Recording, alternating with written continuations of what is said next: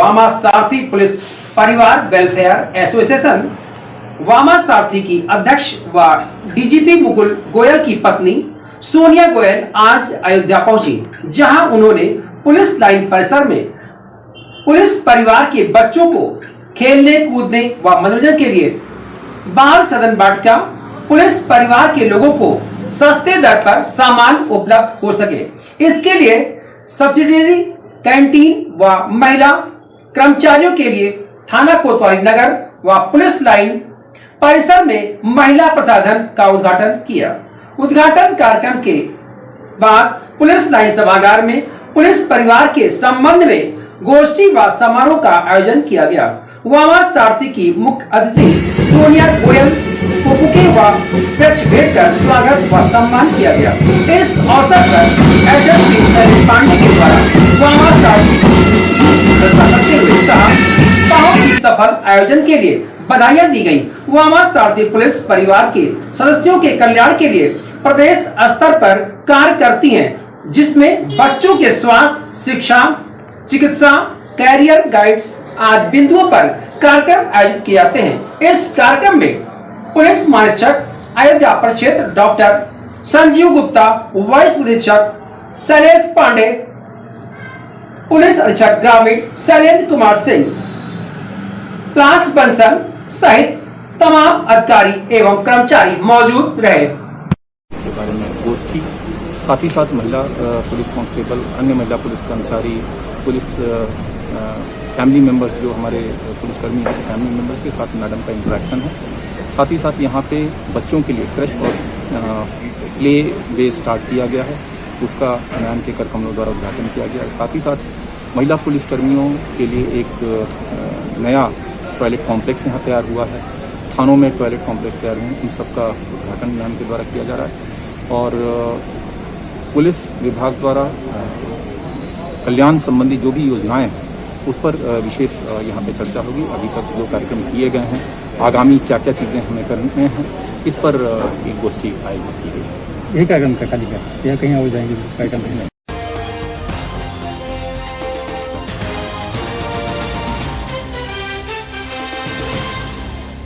अयोध्या जनपद में पिछले वर्ष की तरह इस बार भी दुर्गा पूजा महोत्सव मनाया जाएगा।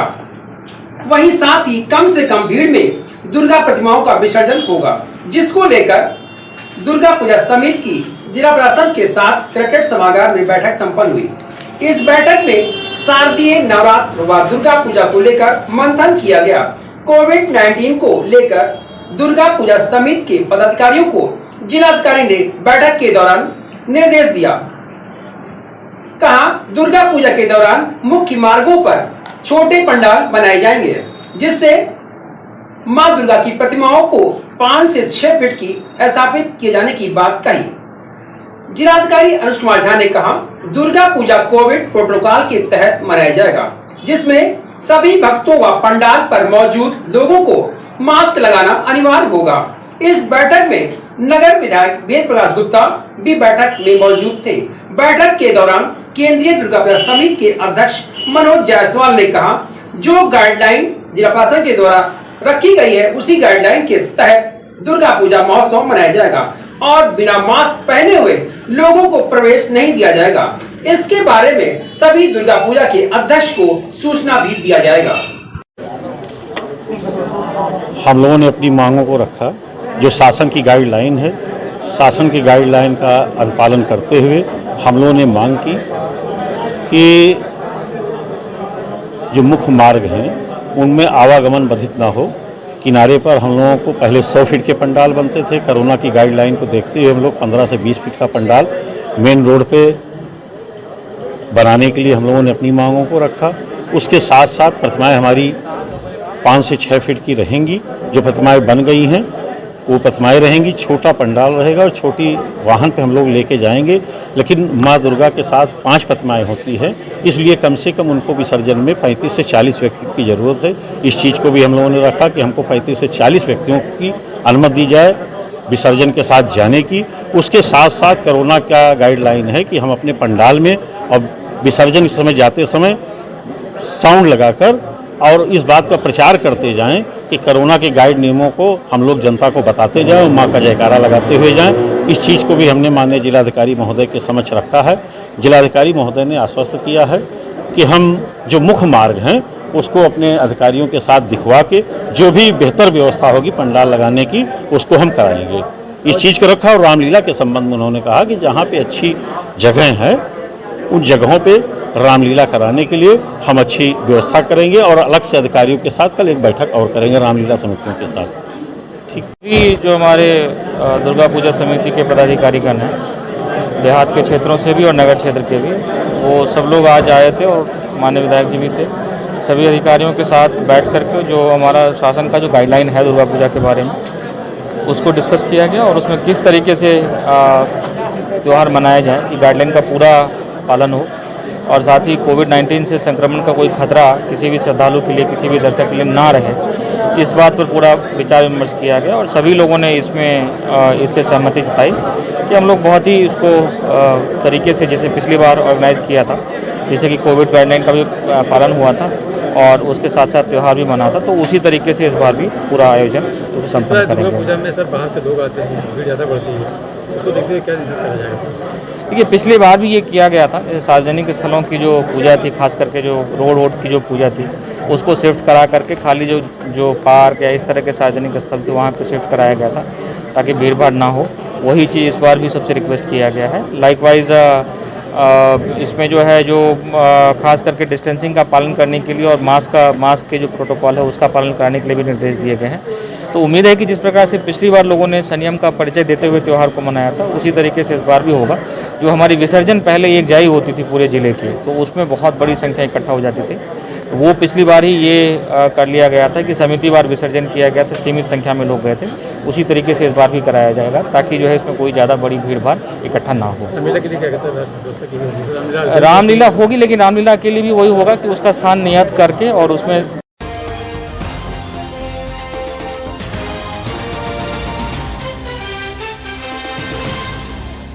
अयोध्या जनपद के फुलाकलंदर थाना क्षेत्र अंतर्गत ग्राम लक्ष्मीदासपुर के रहने वाले जयप्रकाश कोरी पुत्र सीताराम, जो कि मजदूरी का कार्य करता है, अपने गांव में उमा शंकर पुत्र स्वर्गीय शिव प्रसाद के यहाँ ठेका लेकर मकान बनाने का कार्य किया।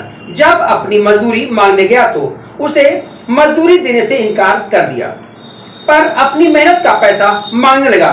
जिद पर अड़ गया, जिस पर नाराज होकर उमाशंकर, अवधेश, नीरज, महेश ने उसे लाठी डंडों से पीट कर लहूलुहान कर दिया। जयप्रकाश ने कहा 112 डायल करने के 1 घंटे बाद भी पुलिस नहीं पहुंची, पर उन लोगों पर पुलिस ने कोई कार्रवाई अभी तक नहीं की। जबकि जयप्रकाश का इलाज जिला चिकित्सालय में चल रहा है। फिलहाल पुलिस द्वारा अभी तक कोई कार्रवाई नहीं की गई। देखने की बात होगी जयप्रकाश को कब न्याय मिलता है, ये तो आने वाला वक्त ही बताएगा। उमाशंकर दुबे उनके यहाँ मजदूरी किए थे और हमारे साथ मिस्त्री भी थे। सबके पैसा मांगने गए, पर घर में हिंट करके जब भौरी वाले पैसा नहीं देंगे तुमको जैसा भी करो वही, बस हिंट के उनके बंटवार में सभी ने उठ के अवधेश दुबे और उमाशंकर दुबे। क्यों मारा है? मजदूरी मांगने गए थे सर। क्या किए थे वहाँ पर? उनके यहाँ ठेका लेकर काम कर रहे थे। क्या करते हैं ये लोग? ये लोग अपने घर में कोई काम कर ट्रक को चलाते हैं सर। कहाँ का मामला है ये? मामला सरायचम लक्ष्मीदास हो, सरायचम लक्ष्मीदास हो। थाना कौन सा है? पूरा कलंदर। पुलिस ने क्या कार्रवाई किया? कोई कार्रवाई नहीं किया, उनको पकड़ के छोड़ दिया रात में भी। घटना कब की है? घटना कल 7:30-8 बजे की थी। 7:30 से और इसमें 2 बज रहा है, अभी तक आपकी कोई कार्रवाई नहीं हुई है? कुछ नहीं हुई, कोई बात नहीं, घूम रहे हैं इधर उधर। पुलिस से मिले? पुलिस ने क्या कहा? पुलिस ने कुछ नहीं कहा, डांटता है हमको।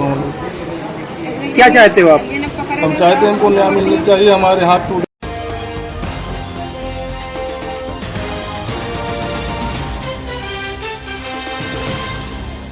उत्कृष्ट सेवा मेडल, अर्जुन लक्ष्मण खेल रत्न और सौर श्री पुरस्कार विजेता अंतरराष्ट्रीय शूटर लेफ्टिनेंट सतेंद्र कुमार खुड़लिया के अयोध्या आगमन पर अलका टावर रिकाबगंज स्थित भुवन डायग्नोस्टिक सेंटर के डॉक्टर BR भुवन द्वारा आयोजित हुए सम्मान समारोह के दौरान अंतरराष्ट्रीय शूटर का पुष्पगुच्छ और स्मृति चिन्ह भेंट कर स्वागत किया गया। Pre state Dadri shooting range में डॉक्टर डी.आर. भुवन को शूटिंग चैंपियनशिप में 10 मीटर एवं 50 मीटर एयर पिस्टल प्रतियोगिता में गोल्ड मेडल प्राप्त हुआ। इस कार्यक्रम को सफल बनाने में भारतीय शूटिंग रेंज के कोच सनी वर्मा का विशेष योगदान रहा और डॉक्टर भुवन ने उन्हें सम्मानित भी किया। आज भुवन टाइम सेंटर आयोजित हुए कार्यक्रम के दौरान अंतरराष्ट्रीय शूटर सेवानिवृत्त लेफ्टिनेंट सतेंद्र कुमार का स्वागत किया गया। इस संबंध में डॉक्टर डी.आर. भुवन ने बताया, हमारे लिए यह गौरव का पल है। आज अंतरराष्ट्रीय शूटर लेफ्टिनेंट सतेंद्र कुमार हमारे बीच आए और हमारा सम्मान बढ़ाया। इस मौके पर उन्होंने कहा, लेफ्टिनेंट सतेंद्र कुमार ने कहा, यह मेरा सौभाग्य है कि राम की नगरी अयोध्या की भूमि पर आज उन्हें श्री राम जन्मभूमि के दर्शन करने का सौभाग्य प्राप्त हुआ, जिसको वह जीवन भर याद रखेंगे और यहाँ के लोगों द्वारा मेरे सम्मान और प्रेम से वह काफी गदगद दिखे। सम्मान समारोह कार्यक्रम में भुवन डायग्नोस्टिक सेंटर के समस्त स्टाफ ने मुख्य अतिथि लेफ्टिनेंट सतेंद्र कुमार को पुष्पगुच्छ भेंट कर सम्मानित किया। देखिए, जहाँ तक मकसद की बात है, मैं सौभाग्यशाली हूँ कि मुझे शनि और डॉक्टर भुवन जैसे महान व्यक्तियों से दो परिचय हुआ, जिनके कारण मेरी बड़ी अभिलाषा थी कि मैं भगवान श्री राम की जन्मभूमि को मत्था टेकूँ। आज वो मौका मुझे मिला। पहले आया था एक बार, लेकिन ये सौभाग्य नहीं मिला, शायद इन लोगों के खाते में था। तो जो आज मेरा पूर्ण हुआ सपना, और मैं बड़ा खुश हूँ और मुझे अयोध्या आज अपनी सी लग रही है जी। कहाँ गए सर आप?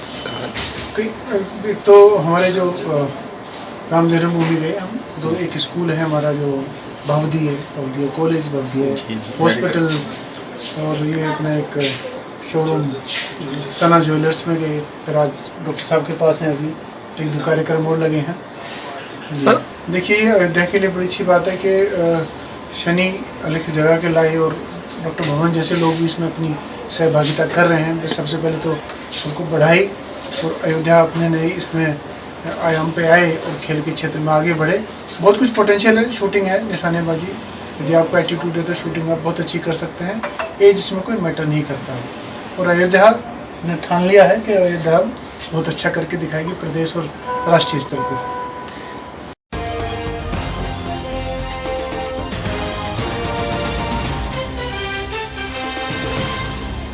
विधानसभा चुनाव 2022 की तैयारियां सभी राजनीतिक पार्टियां जुटी हुई हैं, जिसको लेकर अब विकासशील इंसान पार्टी में भी राम की नगरी अयोध्या से शंखनाद कर दिया है। आपको बताते चले, शुक्रवार को अयोध्या पहुंचे विकासशील इंसान पार्टी के प्रदेश अध्यक्ष लौटन राम निषाद के आगमन पर कार्यकर्ताओं ने जोरदार स्वागत किया।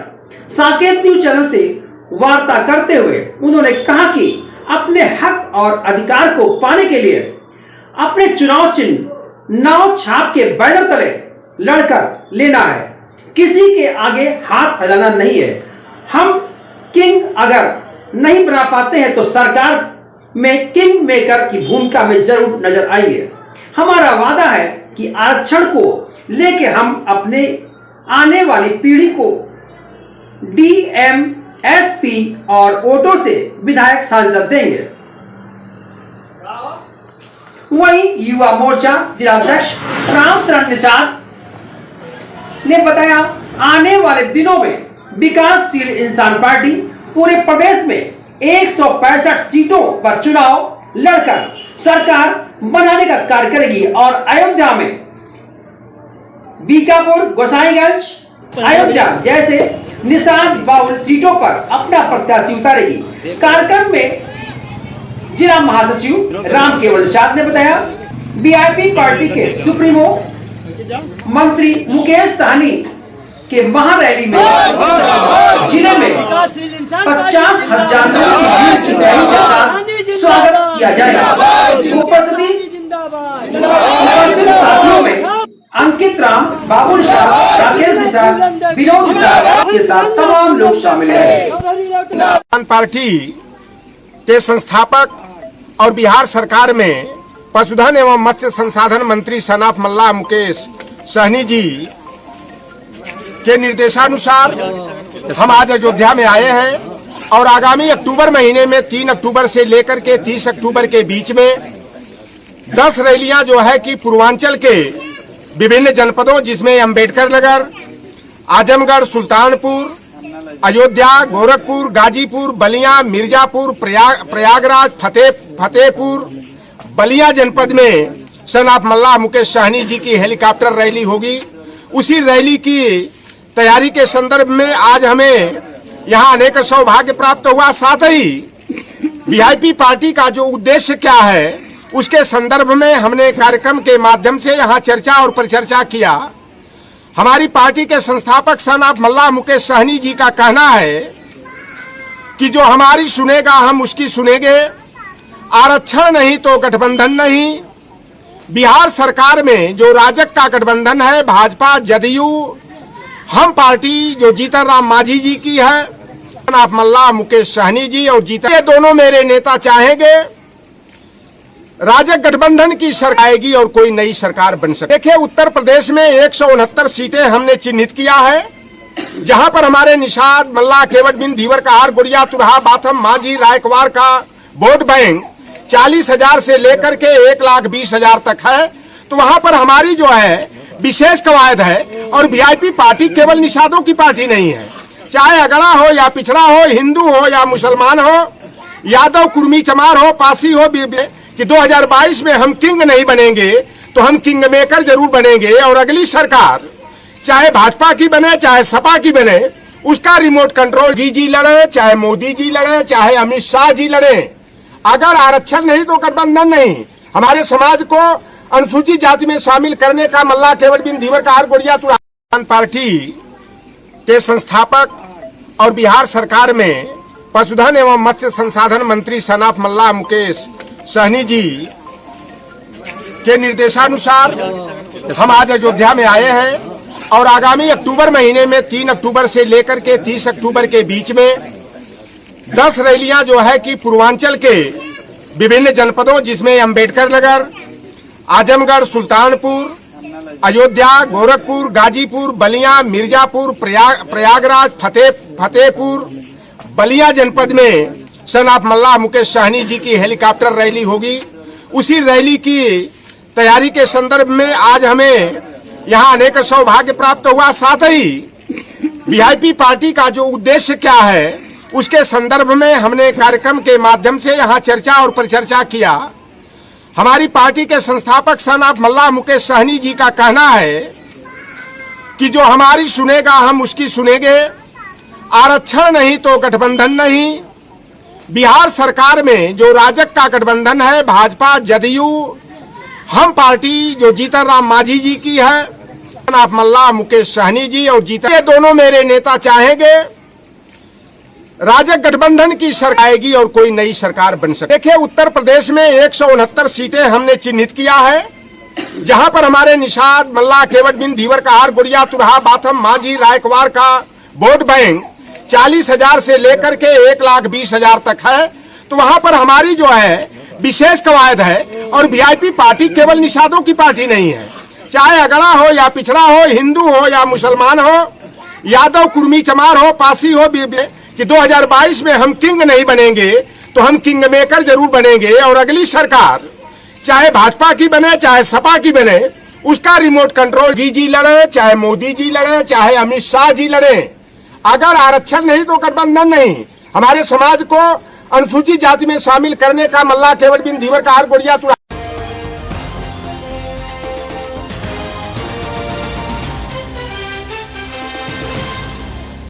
प्रभु श्री राम की धर्म नगरी अयोध्या नगर निगम के प्रांगण में पंडित दीनदयाल उपाध्याय की आदम कद की मूर्ति और पार्क को लेकर नगर निगम के महापौर ऋषिकेश उपाध्याय एवं भाजपा के तमाम नेताओं एवं नगर निगम के प्रशासनिक अधिकारी एवं कर्मचारियों द्वारा हो रहे कार्यों का निरीक्षण किया गया। इस दौरान महापौर ऋषिकेश उपाध्याय ने कहा, पार्क की सुरक्षा की दृष्टि से लगाए जा रहे बैरिकेडिंग, साफ सफाई, सुरक्षा होनी चाहिए। उन्होंने ये भी कहा, यह मूर्ति लग जाने से सिविल लाइन क्षेत्र का एक गौरवशाली नगर निगम हो जाएगा।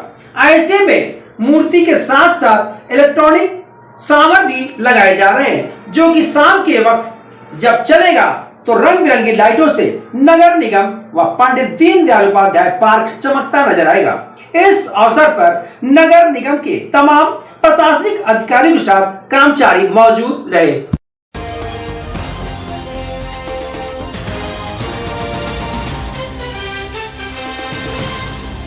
अयोध्या जनपद में विश्व स्तरीय सूर्या रोशनी लिमिटेड कंपनी ने मार्केट में अपना उच्च क्वालिटी का CPVC पाइप लॉन्च किया।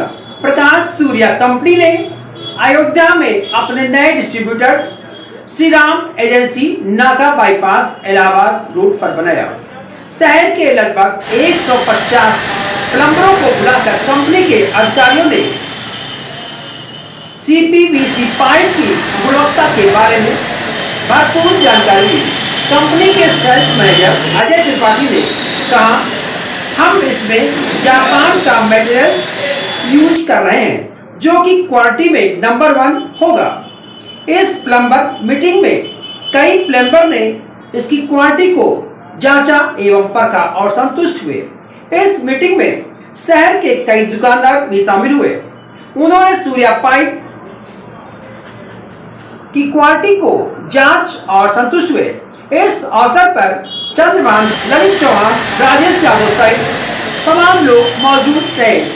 हम कॉलम पाइप आदि प्रोडक्ट बनाते हैं और कंपनी एक क्वालिटी प्रोडक्ट बनाती है, जो कि पिछले लगभग 50 सालों से हम लोग मार्केट में लाइटिंग के थ्रू, GI के थ्रू और प्लास्टिक पाइप के थ्रू मार्केट में काम कर रहे हैं।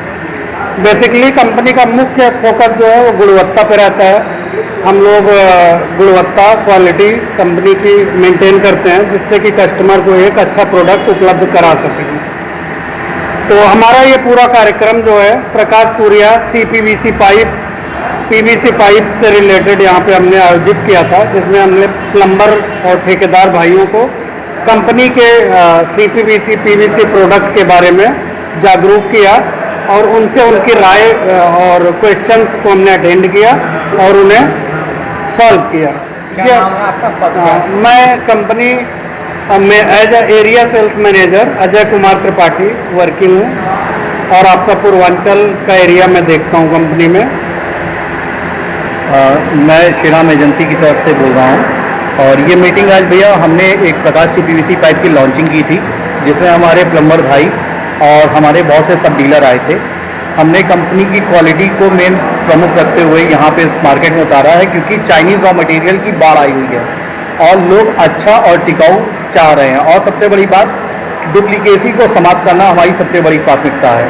हम जिस कंपनी का काम कर रहे हैं वो हर पाइप के ऊपर उस पर मेड फ्रॉम जापान रेजिन लिख के आता है। हम जापानीज रेजिन यूज़ करते हैं, कोई भी चाइनीज़ रॉ मटेरियल नहीं यूज़ करते हैं इस पाइप में। और सबसे बड़ी बात, जिसने भी इस पाइप को प्रयोग किया है, जिस प्लम्बर ने या जिस दुकानदार ने इसको बेचा या लगवाया है, उसने इसकी तारीफ की है। और ये एश्योर्ड क्वालिटी है कि हम हर पाइप पे लिख के देते हैं मेड फ्रॉम जापान रेजिन, जिससे आपका घर, परिवार पूरी तरह सुरक्षित रहे और देश का बॉर्डर भी सुरक्षित रहे, ताकि हमें चाइनीज़ रॉ मटेरियल ना खरीदना पड़े। क्या नाम है आपका? मेरा नाम नितेश गोयल है और मैं श्री राम एजेंसी की तरफ से